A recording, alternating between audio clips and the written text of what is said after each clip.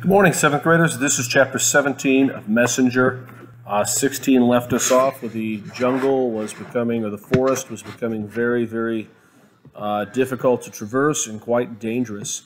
17 is a longer chapter. 18 through 21 are all very, very short chapters. Some of them as short as 1.5 pages. All right, chapter 17. By the second afternoon, Matty was in agony. He knew there was still a day to go before the worst of it. His arms, poisoned by the sap, had festered, were seeping, swollen, and hot. The path was almost entirely overgrown now. The bushes clawed at him, scraping at the infected burns until he was close to sobbing with the pain. He could no longer delude Kira into thinking this was an ordinary journey. He told her the truth.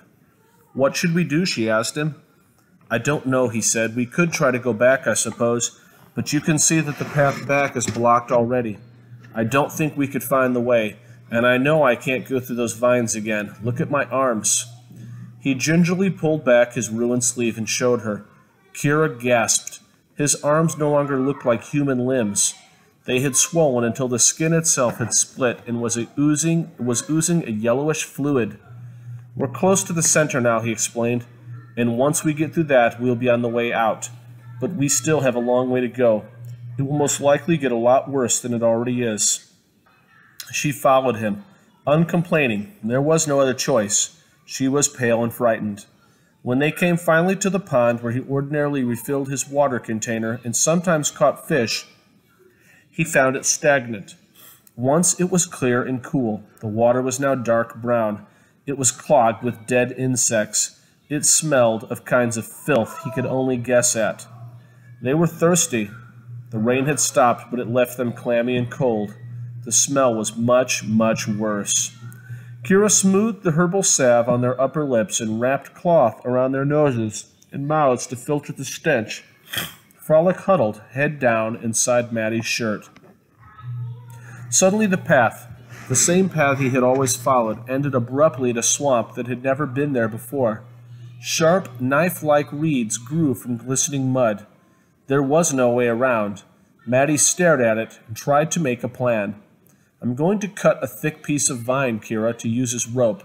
Then I will tie us together, so if one of us should get stuck in some way." Bending his grotesquely swollen arm with difficulty, he reached with his knife and severed a length of heavy vine. "I will tie it," Kira said. "I'm good at that. I've knotted so much yarn and thread." Deftly, she circled his waist and then her own with the length of supple vine. "Look, it's quite fast." She tugged at the knots, and he could see that she had done a masterly job of connecting them to each other, leaving a length of vine between. "I will go first," Matty said, "to test the mud. The thing I'm most concerned about—" Kira nodded. "I know. There are muds called quicksand." "Yes, if I start to sink, you must pull hard to help me get out. I will do the same for you." Inch by inch they moved through the swamp, looking for thickets of growth on which to place their feet, testing the suction when they were forced into the thick mud. The razor-sharp reeds sliced mercilessly into their legs. Mosquitoes feasted on the fresh blood. From time to time they pulled each other free when they were caught by the suction. Kira's sandals, first one and then the other, were sucked from her feet and disappeared. Miraculously, Matty's shoes remained, coated with slippery mud, so he appeared to be wearing heavy, wet boots by the time he dragged himself from the other side of the swamp. He waited there, holding the vine rope steady, easing Kira through the mud and up the bank. He used the knife and cut through the vine that had held them together in the swamp. "Look," he said, pointing to his feet, encased in mud that was already drying into a crust. For a moment he had an odd desire to laugh at the grotesque, thick boots. He saw Kira's bare feet and shuddered. They were raw, dripping with blood from the reopened cuts she had previously suffered, and from new lacerations caused by the sharp swamp reeds. Matty climbed back down the bank. He scooped wet mud with his hands and gently coated her feet and legs. It stopped the bleeding and tried to ease her pain with the thick, cool paste.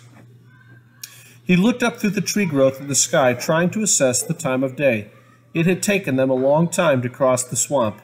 His arms were unusable, but he could still hold the knife in his swollen hands. Kira, her legs and feet in muddied shreds, knelt beside them, trying to catch her breath.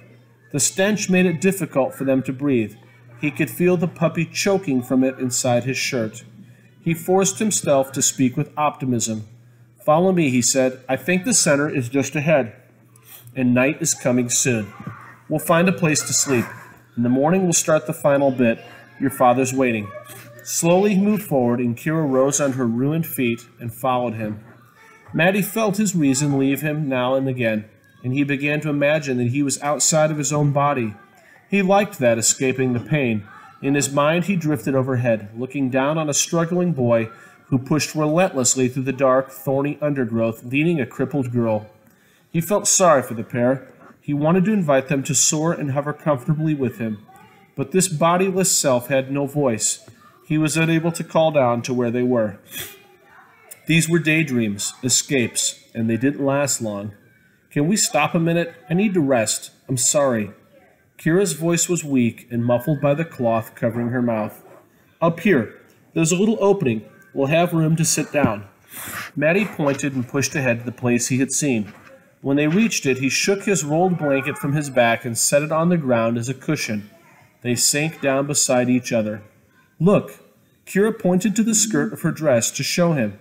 The blue fabric, discolored now, was in shreds. "The branches seem to reach for me," she said. "They're like knives. They cut my clothes." She examined the ruined dress with its long, ragged tears. "But they don't quite reach my flesh. It's as if they're waiting, teasing me." For a terrible instant, Maddie remembered how Ramon had described poor stock tender, who had been entangled by Forrest, whose body had been found strangled by vines. He wondered if Forrest had teased stock tender first, burning and cutting him before the final moments of his hideous death. "Maddie, say something." He shook himself. He let his mind drift again. "I'm sorry. I don't know what to say." "How are your feet?" he thought to ask her. He saw her shudder and looked down.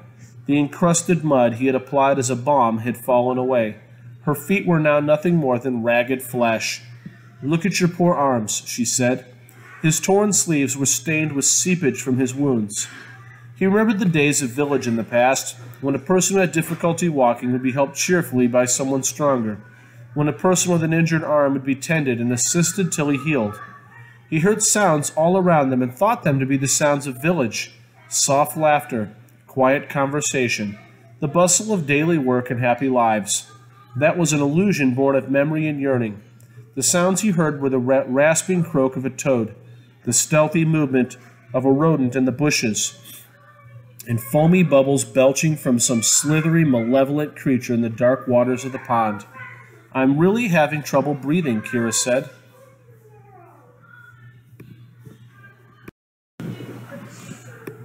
Maddie realized that he was too. It was the heaviness of the air with its terrible smell. It was like a foul pillow held tightly to their faces, cutting off their air, choking them. He coughed. He thought of his gift, useless now. Probably he still had the strength and power to repair his own wounded arms on Kira's tortured feet. But then the next onslaught would come, and the next, and he'd be too weakened to resist it. Even now, looking listlessly down, he saw a pale green tendril emerge from the lower portion of a thorny bush and slide silently toward them. He watched in a kind of fascination. It moved like a young viper, purposeful, silent, and lethal. Maddie took his knife from his pocket again, when the sinister curling stem, in appearance, not unlike the pea vines that grew in early summer in their garden, reached his ankle. It began to curl tightly around his flesh. Quickly he reached down and severed it with a small blade. Within seconds it turned brown and fell away from him lifeless. But there seemed no victory to it, only a pause in a battle he was bound to lose. He noticed Kira reaching for her pack and spoke sharply to her. "What are you doing? We have to move on in a minute. It's dangerous here." She hadn't seen the deadly thing that had grabbed at Maddie, but he knew there would be more. He watched the bushes for them. It had come for him first, he realized. He did not want to be the first to die, to leave her alone. To his dismay, she was removing her embroidery tools. "Kira, there's no time." "I might be able to." And then she deftly threaded a needle. To what? He wondered bitterly. To create a handsome wall hanging depicting our last hours? He remembered that in the art books he had leafed through at leaders many paintings depicted death, a severed head on a platter, a battle, and on the ground strewn with bodies, swords, spears, fire, nails being pounded into the tender flesh of a man's hands. Painters had preserved such pain through beauty. Perhaps she would. He watched her hands. They flew over the small frame, moving in and out with her needle. Her eyes were closed. She was not directing her own fingers. They simply moved. He waited, his eyes vigilant, watching the surrounding bushes for the next attack. He feared the coming dark. He wanted to move on, out of this place before evening came, but he waited while her hands moved. Finally, she looked up. Someone is coming to help us. It's the young man with the blue eyes. Leader? Leader's coming? He has entered forest. Maddie sighed. It's too late, Kira. He's never going to find us in time. He knows just where we are. He can see beyond, he said and coughed. Have I told you that already? I can't remember. See beyond? She began to pack her things away. It's his gift. You see ahead. He sees beyond. And Maddie fell silent. He raised one hideous swollen arm and looked listlessly at the pus that seeped through the fabric of his sleeve. He laughed harshly. I can fix a frog.